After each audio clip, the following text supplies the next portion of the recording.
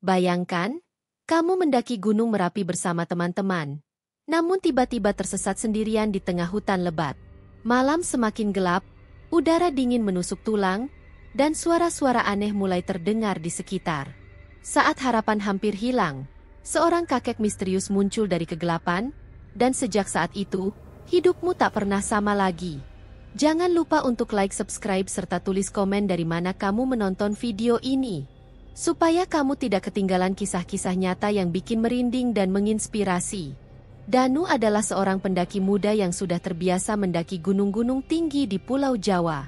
Baginya, alam adalah tempat ia menemukan ketenangan dan tantangan yang selalu memacu adrenalinnya. Suatu hari, ia bersama 3 temannya, Rizal, Bagas, dan Andi, memutuskan untuk menaklukkan Gunung Merapi melalui jalur slow. Cuaca saat itu cukup cerah, dan semangat mereka membara untuk mencapai puncak sebelum matahari terbit. Namun, tidak ada yang menyangka bahwa perjalanan ini akan berubah menjadi mimpi buruk yang menghantui Danu seumur hidup. Mereka memulai pendakian sekitar pukul 11 malam, berharap tiba di puncak saat fajar menyingsing. Awalnya, perjalanan mereka lancar. Tawa dan canda mengiringi langkah-langkah kaki yang semakin menanjak. Namun, ketika mereka memasuki kawasan Pasar Bubrah, sebuah area berbatu yang terkenal angker, kabut tebal tiba-tiba turun tanpa peringatan. Pandangan menjadi sangat terbatas, dan udara mendadak terasa lebih dingin dari biasanya. Suasana ceria berubah menjadi tegang dalam sekejap. Jangan pisah-pisah, ya, tetap dalam rombongan, seru Rizal, mencoba tetap tenang. Namun, Danu yang berada di posisi belakang mulai merasa ada yang tidak beres. Dari balik kabut, ia melihat bayangan hitam sekilas melintas di antara bebatuan. Ia berpikir itu hanya imajinasinya, tetapi semakin lama, perasaan tidak nyaman semakin menguasainya. Saat hendak memberitahu teman-temannya, langkah kakinya tersandung sebuah batu besar. Bro! Danu terjatuh dan kepalanya terbentur cukup keras. Pandangannya langsung kabur, dan kepalanya berdenyut sakit. Ia mencoba bangkit, tetapi saat melihat ke sekeliling, teman-temannya sudah tidak terlihat. Ia berteriak memanggil nama mereka. Rizal, Bagas, Andi, tolong. Namun, hanya gema suaranya yang menjawab. Panik mulai menyerang. Ia mencoba berjalan kembali ke jalur utama, tetapi kabut yang pekat membuatnya semakin bingung. Setiap langkah yang ia ambil terasa seperti menuju ke arah yang salah. Nafasnya memburu, dan ia mulai menyadari bahwa ia benar-benar tersesat. Hatinya semakin gelisah ketika ia menyadari sesuatu yang aneh. Jalur yang ia lalui terasa asing, padahal ia yakin benar-benar mengikuti jalur pendakian resmi. Semakin ia mencoba mencari jalan keluar, semakin dalam ia masuk ke dalam hutan lebat yang penuh dengan pepohonan besar dan akar menjalar. Saat itulah ia teringat cerita para pendaki lain tentang jalur terlarang di Gunung Merapi. Konon, ada beberapa jalur yang tidak boleh dilalui sembarangan karena diyakini sebagai wilayah yang dijaga oleh makhluk gaib. Banyak pendaki yang pernah tersesat dan bahkan hilang tanpa jejak setelah melewati batas tersebut. Danu menelan ludah. Jantungnya berdetak semakin kencang. Ia mulai berpikir apakah ia telah melanggar sesuatu yang seharusnya tidak disentuh. Hutan di sekelilingnya terasa sunyi, terlalu sunyi. Tidak ada suara burung, tidak ada hembusan angin, hanya keheningan yang mencekam. Dan saat itu juga, ia menyadari, ia tidak sendirian. Langit semakin gelap, dan Danu mulai merasakan dingin yang menusuk tulang. Ia merapatkan jaketnya, berharap kehangatan tubuhnya tetap terjaga. Tetapi hawa dingin di hutan ini terasa berbeda, lebih dalam, lebih menekan. Ia duduk di atas tanah yang lembab, mencoba menenangkan diri dan berpikir jernih. Sial, aku harus tetap tenang, gumamnya pelan, meskipun suara hatinya penuh dengan kegelisahan. Ia mengeluarkan senter dari ranselnya dan mencoba menerangi sekitar, tetapi cahaya kuning redup itu hanya menambah suasana semakin menyeramkan. Pepohonan tinggi menjulang di sekelilingnya seperti dinding raksasa yang mengurungnya. Sesekali, angin bertiup pelan, membuat dedaunan bergemerisi. Namun, di antara suara-suara alam itu, Danu mulai mendengar sesuatu yang lain, suara langkah kaki. Awalnya, Ia mengira itu hanya hewan kecil yang melintas. Tetapi suara itu terdengar jelas, teratur, dan mendekat. Langkah-langkah itu seperti milik seseorang yang berjalan mengitari tempatnya duduk. Danu menahan napas, matanya bergerak liar mencari sumber suara, tetapi tidak ada siapapun di sana. Lawan rasa takutmu. Ia mencoba menyemangati dirinya sendiri.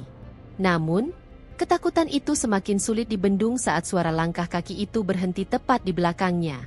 Danu bisa merasakan bulu kuduknya berdiri.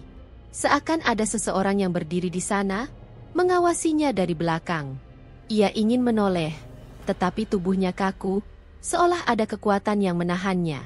Danu, darahnya seakan membeku. Suara berat itu terdengar tepat di telinganya. Begitu dekat, begitu nyata.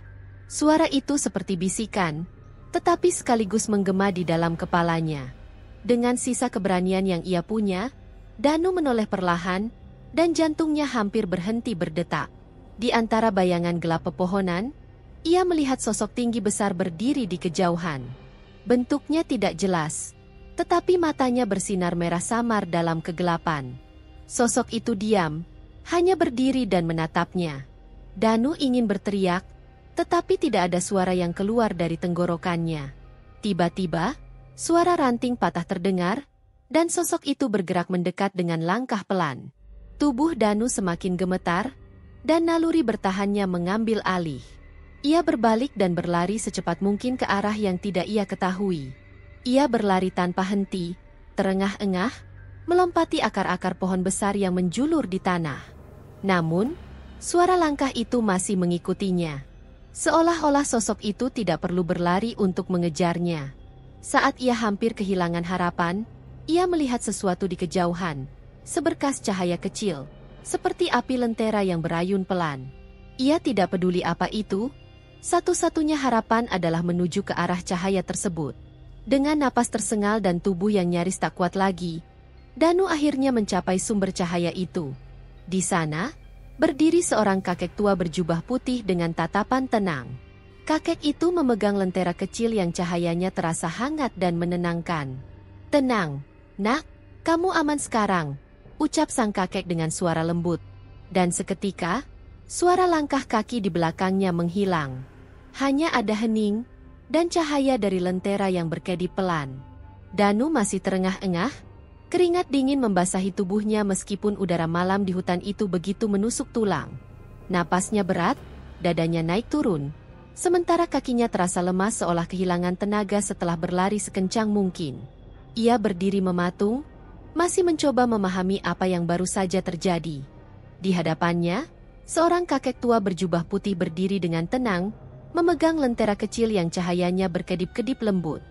Wajah kakek itu tampak bersih dan penuh wibawa, dengan janggut panjang yang menyentuh dada dan sorot mata yang sulit ditebak, antara hangat sekaligus misterius. "Tenang, nak," suara kakek itu terdengar lembut, tetapi memiliki bobot yang menenangkan. "Kamu sudah terlalu jauh masuk ke tempat yang tidak seharusnya." Danu masih terpaku, jantungnya belum kembali normal. Ia ingin bertanya banyak hal. Ingin memastikan bahwa ini semua nyata dan bukan hanya ilusi akibat kelelahan dan ketakutannya. Namun, sebelum ia sempat mengeluarkan suara, kakek itu melangkah mendekat, lalu meletakkan tangannya di bahu Danu. "Ayo ikut aku. Kau harus istirahat," kata kakek itu sambil tersenyum tipis. Danu ragu sejenak, tetapi setelah melihat sekeliling dan menyadari bahwa tidak ada pilihan lain, karena kembali ke belakang berarti kembali menghadapi sosok mengerikan tadi, ia mengangguk pelan dan mengikuti langkah kakek itu. Mereka berjalan melewati jalur yang sama sekali tidak terlihat seperti jalur pendakian biasa. Pepohonan di sekeliling terasa lebih besar, akar-akar menjulur seperti tangan yang ingin meraih mereka, dan suara hutan yang biasanya dipenuhi nyanyian burung atau serangga kini hanya menyisakan keheningan yang begitu dalam. Setelah berjalan selama beberapa menit, akhirnya mereka tiba di sebuah gubuk tua yang tersembunyi di balik pepohonan rimbun. Gubuk itu sederhana, terbuat dari kayu dan bambu, dengan atap dari daun rumbia. Namun, di dalamnya, suasana terasa hangat. Ada perapian kecil yang menyala di sudut ruangan, menerangi tempat itu dengan cahaya oranye temaram. Danu masuk dengan langkah ragu-ragu, Sementara kakek itu berjalan ke arah tungku perapian dan mulai menyiapkan sesuatu. Tak lama, kakek itu kembali dengan secangkir minuman hangat yang diberikan kepada Danu. "Minumlah. Ini akan membuat tubuhmu lebih baik," kata kakek itu. Danu menerima cangkir tersebut dan menyeruputnya perlahan. Rasa hangat langsung menyebar ke seluruh tubuhnya. Dan untuk pertama kalinya sejak terpisah dari teman-temannya, ia merasa sedikit lebih tenang. "Kakek, siapa sebenarnya?" tanya Danu akhirnya. Suaranya masih bergetar karena kelelahan. Kakek itu tersenyum samar. "Aku hanyalah penjaga tempat ini. Banyak yang datang ke sini tanpa sengaja, dan tugas kakek memastikan mereka kembali dengan selamat." Danu semakin bingung. Ia ingin bertanya lebih banyak. Tetapi kakek itu tampaknya tidak ingin menjelaskan lebih lanjut. "Kamu harus istirahat, Nak. Perjalananmu masih panjang," ucap kakek itu sambil menunjuk sebuah tikar di sudut ruangan. Danu menghela napas, menyadari bahwa tubuhnya memang sudah tidak sanggup menahan rasa lelah. Ia berbaring di atas tikar itu, menatap atap gubuk yang penuh dengan anyaman bambu. Matanya perlahan mulai terasa berat. Namun, sebelum benar-benar terlelap, satu pertanyaan muncul di benaknya. Jika kakek ini benar-benar tinggal di tengah hutan ini, mengapa tidak ada tanda-tanda kehidupan lain di sekitarnya? Tidak ada ayam, tidak ada barang-barang modern, tidak ada peralatan memasak yang terlihat lazim. Dan lebih dari itu, bagaimana bisa gubuk sekecil ini terasa begitu hangat, padahal di luar dingin begitu menusuk? Pertanyaan itu masih menggantung di pikirannya saat akhirnya ia tenggelam dalam tidur yang begitu dalam. Danu terbangun dengan perasaan aneh. Tubuhnya terasa ringan, dan entah mengapa, ia merasa jauh lebih segar meskipun tidak ingat kapan tepatnya ia tertidur. Matanya perlahan membuka, menyesuaikan diri dengan cahaya remang yang berasal dari perapian kecil di sudut gubuk. Ia mengerjap beberapa kali, mencoba memahami situasinya. Ia masih berada di dalam gubuk kayu sederhana itu. Aroma kayu terbakar bercampur dengan bau rempah-rempah memenuhi ruangan, memberikan suasana yang menenangkan. Tapi ada sesuatu yang mengusik pikirannya. Udara di sekitar terasa begitu tenang, terlalu tenang. Ia bangkit perlahan, meregangkan tubuhnya yang terasa lebih ringan dari sebelumnya. Saat itulah, ia menyadari sesuatu yang membuat jantungnya berdegup lebih cepat. Tidak ada suara apapun di luar. Tidak ada kicauan burung, tidak ada suara gesekan dedaunan tertiup angin, bahkan suara serangga pun tidak terdengar sama sekali. Seakan-akan dunia di luar gubuk ini tidak nyata. Danu melirik arah kakek yang masih duduk bersila di dekat perapian, menatap api dengan tatapan yang sulit ditebak. Sejak pertama kali bertemu, ada sesuatu yang terasa berbeda dari kakek ini. Caranya berbicara, sorot matanya, dan kini suasana di sekitar yang begitu aneh semakin membuat Danu yakin bahwa ada sesuatu yang tidak biasa. "Kakek." Suara Danu terdengar ragu, tapi ia merasa harus bertanya. "Sebenarnya, aku ada di mana?" Kakek itu tersenyum tipis, lalu menatap Danu dengan sorot mata yang dalam. "Kau masih berada di dunia ini, Nak. Hanya saja, tempat ini bukan bagian dari dunia yang biasa kau kenal." Jawaban itu tidak sepenuhnya membantu. Sebaliknya, justru semakin membuat Danu bingung. "Tidak seperti biasanya?" ulang Danu, mencoba memahami. Kakek itu hanya tersenyum, lalu berdiri. Ada hal-hal di dunia ini yang tidak bisa dijelaskan dengan kata-kata. Terkadang, mereka yang tersesat akan menemukan jalannya ke tempat ini. Dan terkadang, mereka yang masuk tidak pernah kembali. Danu menelan ludah. Jantungnya berdetak semakin kencang. Ia memutuskan untuk melihat keluar gubuk. Dengan langkah hati-hati, ia membuka pintu kayu itu perlahan. Tapi begitu celah pintu terbuka, dadanya terasa sesak. Di luar, tidak ada hutan seperti yang ia bayangkan. Tidak ada pepohonan rindang, tidak ada jalur pendakian berbatu. Yang ada hanyalah kabut tebal yang mengambang di udara, membentuk lapisan seperti dinding yang mengelilingi gubuk ini. Dan di dalam kabut itu, ia bisa melihat siluet-siluet hitam. Mereka berdiri diam, tidak bergerak, hanya mengawasi gubuk itu dari kejauhan. Tidak memiliki wajah, hanya bayangan pekat yang membentuk sosok manusia. Danu langsung mundur ke dalam gubuk, menutup pintu dengan cepat dan berusaha mengatur napasnya. Apa? Apa itu tadi? Suaranya bergetar. Kakek itu tetap tenang. Seolah semua ini bukanlah sesuatu yang aneh baginya. Mereka penjaga tempat ini, jawabnya singkat. Danu mulai merasa ada yang tidak beres. Kakek, aku harus kembali. Aku harus pulang. Kakek itu menatapnya lama sebelum akhirnya berkata, "Belum saatnya, Nak." Kata-kata itu membuat Danu semakin cemas. Ada sesuatu tentang tempat ini yang terasa salah. Ia tidak bisa tinggal di sini lebih lama. Ia harus menemukan jalan keluar sebelum semuanya terlambat. Danu tidak bisa tidur malam itu. Setelah melihat sosok-sosok hitam tanpa wajah berdiri di luar gubuk, pikirannya dipenuhi dengan berbagai pertanyaan dan ketakutan. Apa yang sebenarnya terjadi? Di mana sebenarnya ia berada? Dan siapa sebenarnya kakek ini? Ia mencoba meyakinkan dirinya bahwa ini hanyalah mimpi buruk akibat kelelahan. Tetapi semakin lama ia berada di tempat ini, semakin nyata semuanya terasa. Udara yang dingin, aroma kayu terbakar dari perapian, suara kayu yang berderak ketika diinjak, semua begitu nyata.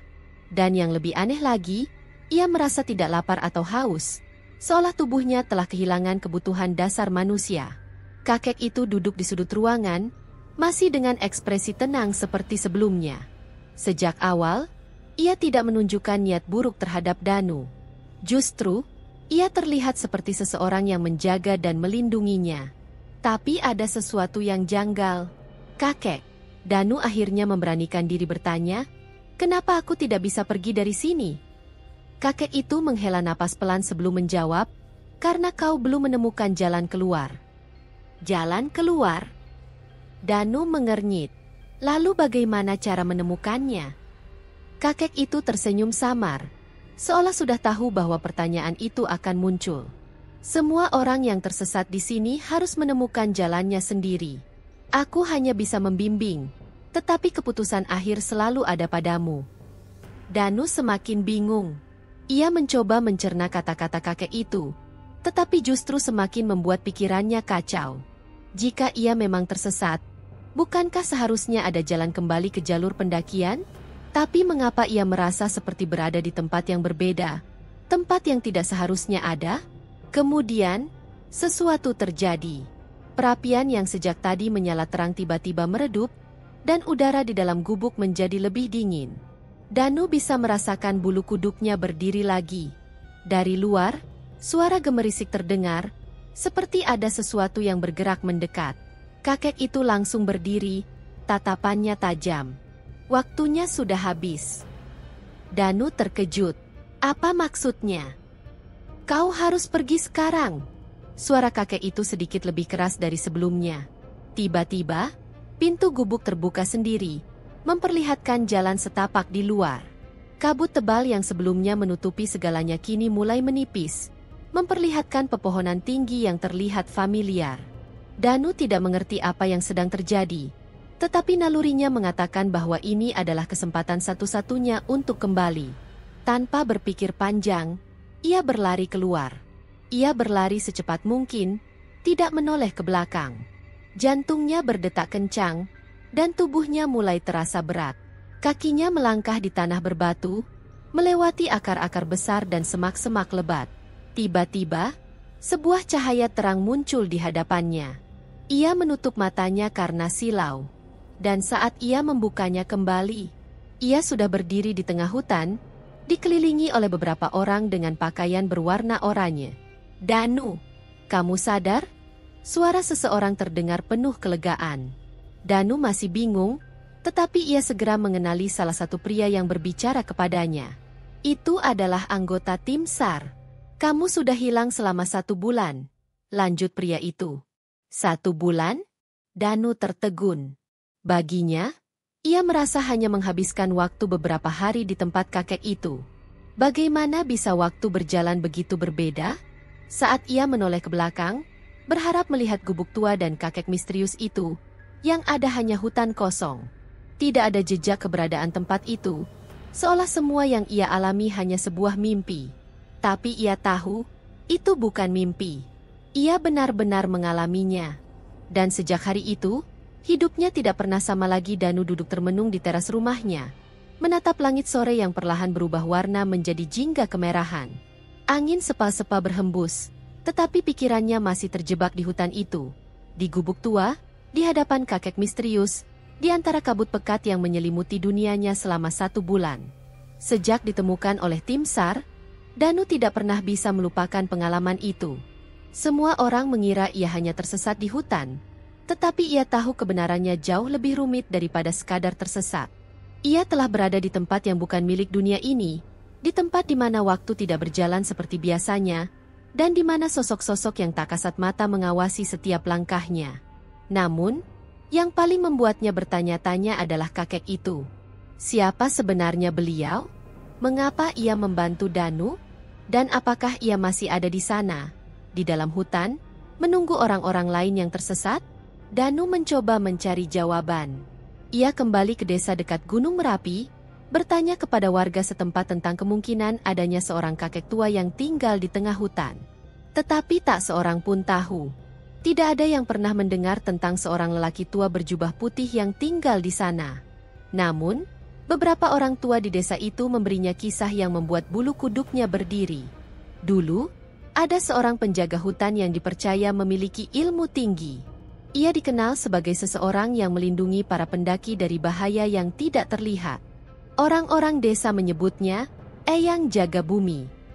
Tapi, menurut cerita mereka, Eyang sudah lama meninggal, bertahun-tahun yang lalu. Danu merinding. Jika Eyang sudah meninggal, siapa yang ia temui di dalam hutan? Setelah kejadian itu, Danu tidak pernah lagi mendaki Gunung Merapi. Ia tetap mencintai alam, tetapi ia juga belajar untuk lebih menghormatinya. Ia percaya bahwa ada hal-hal di luar pemahaman manusia, sesuatu yang tak bisa dijelaskan hanya dengan logika. Pengalamannya menjadi peringatan bagi para pendaki lain. Alam bukan sekadar tempat untuk berpetualang, ia memiliki aturan yang harus dihormati. Tidak semua jalur bisa dilalui, tidak semua tempat bisa dimasuki. Karena terkadang, ada penjaga yang mengawasi, memastikan bahwa manusia tidak melangkah terlalu jauh ke dunia yang bukan miliknya. Danu bersyukur bisa kembali. Tapi satu hal yang ia sadari, sebagian jiwanya masih tertinggal di sana, di hutan berkabut itu, bersama kakek misterius yang mungkin masih menunggu orang lain yang tersesat.